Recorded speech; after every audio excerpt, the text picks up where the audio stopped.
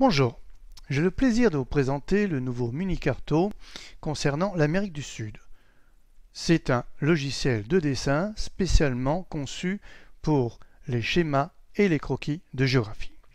Alors on clique sur la petite image ici et on découvre l'écran. Qu'est-ce qu'on y voit? On y voit d'abord une palette de couleurs. Cette palette de couleurs est très spéciale puisque ce sont les crayons de couleur ici, première rangée, les crayons de couleur que vous avez dans votre boîte de crayons.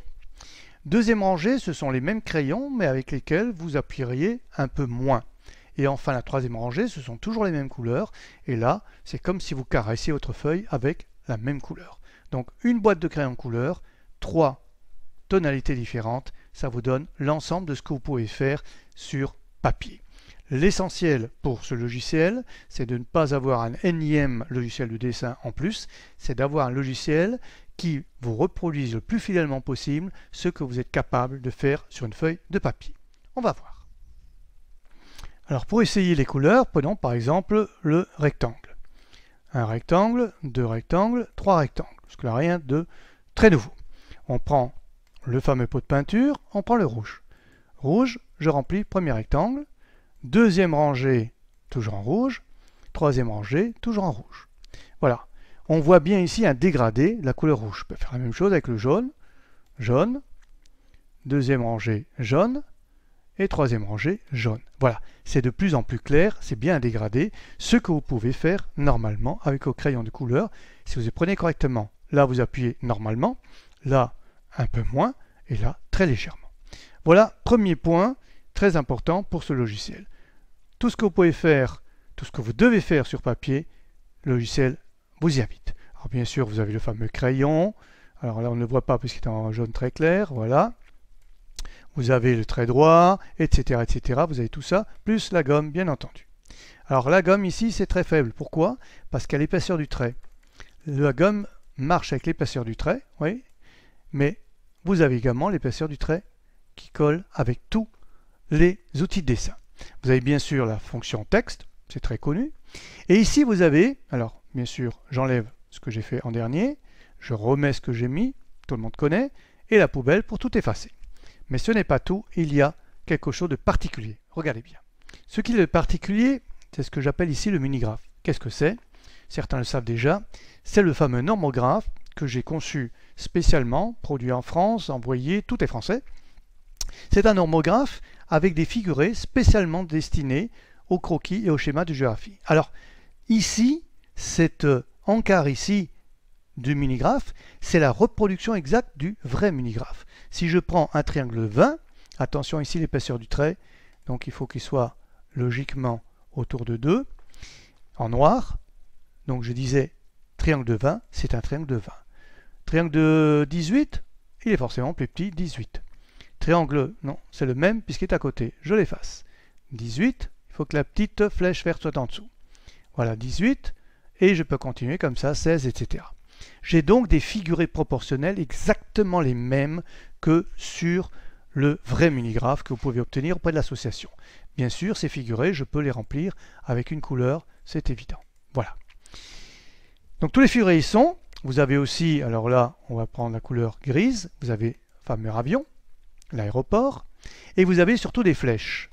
Les flèches en bleu par exemple. Alors vous avez des grosses flèches imposantes, des flèches déjà plus petites. Là, peu importe l'épaisseur du trait, vous avez les flèches, elles sont conçues déjà en 8, 5 et 2, c'est-à-dire leur dimension. Voilà, des flèches plus ou moins imposantes. Mais vous avez d'autres types de flèches. Celle-là, je prends la plus grosse. Celle-là, où je peux faire ça avec. Et regardez ce que ça donne. Si je remplis avec le même bleu la tête de flèche, et si je prends ici, on va dire une épaisseur, on peut aller de 13, un trait droit, je passe là-dessus, voilà, qu'est-ce que j'obtiens?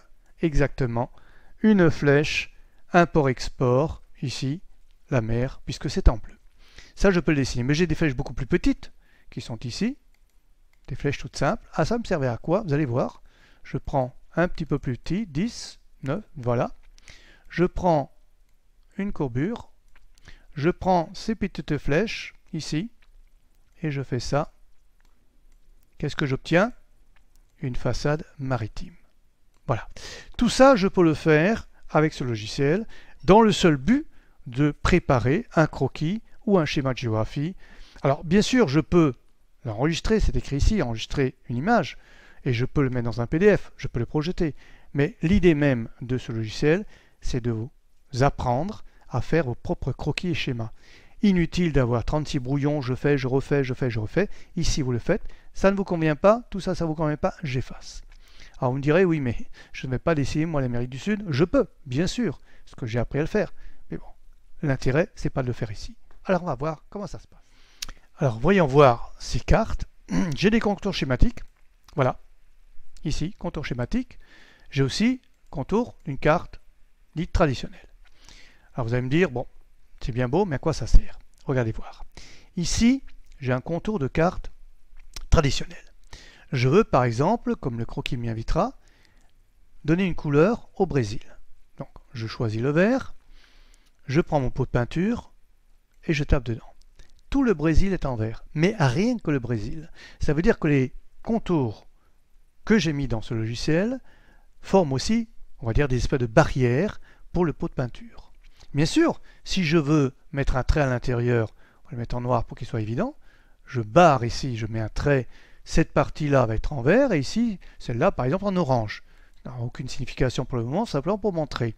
Je reprends mon pot de peinture, cette partie est bien en orange, ce n'est pas tout le Brésil, mais les contours du Brésil réel, supposés réels, puisqu'une carte traditionnelle, eux, forment barrière à mon pot de peinture. Et tout ce que je peux dessiner à l'intérieur, bien sûr, je mets un cercle dedans, donc contour noir, pas 10 d'épaisseur, beaucoup plus petit, on va dire 3. Le cercle est ici, ce cercle-là, je peux le mettre en rouge si j'ai envie. Tout est possible.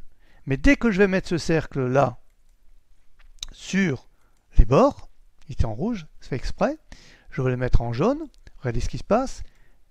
Non, j'ai fait une petite erreur, excusez-moi, je prends le pot de peinture. Voilà, il n'y a que cette partie-là qui est jaune. Si je veux l'autre, je clique là-dedans. Vous avez bien compris que ça forme barrière et c'est important pour vos croquis et vos schémas. Alors on me dirait pour le schéma.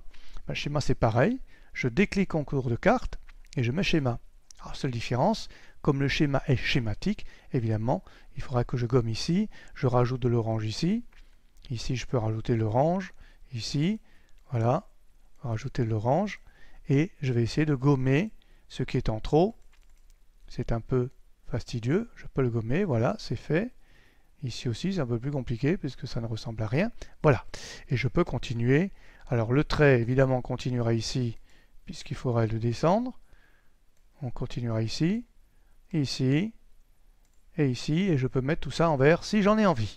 C'est tout à fait possible, ça ne pose strictement aucun problème. Mais vous avez bien compris que logiquement, on ne passe pas de la carte traditionnelle au schéma, ni inversement, on fait l'un ou l'autre, et donc si on fait l'un ou l'autre, ça donne ça.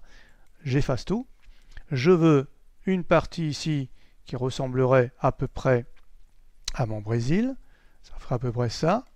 Voilà, en gros, on va dire ça schématiquement, et le vert sera là-dedans, comme tout à l'heure. Voilà, donc tout ça, vous l'avez compris, mais ce n'est pas fini. Il reste encore quelque chose, c'est que sous cette carte, qui est un schéma ici, sous ce schéma, je peux mettre la vraie carte, et là, cette vraie carte, elle, ne jouera pas. Regardez ce qui se passe, je prends du rouge pour que ce soit bien voyant, toujours pot de peinture, je le mets là, c'est tout qui devient rouge. Les frontières ici ne marquent pas de limitation.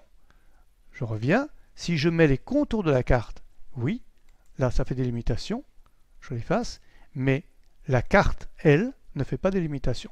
C'est un repère uniquement. Et puis, nec plus ultra, la fameuse grille, parce que ce schéma repose sur une grille, c'est la marque de fabrique de la maison. Vous pouvez redessiner, bien sûr, votre schéma à main levée. Voilà, je vous remercie beaucoup. Jusqu'à la prochaine. Au revoir.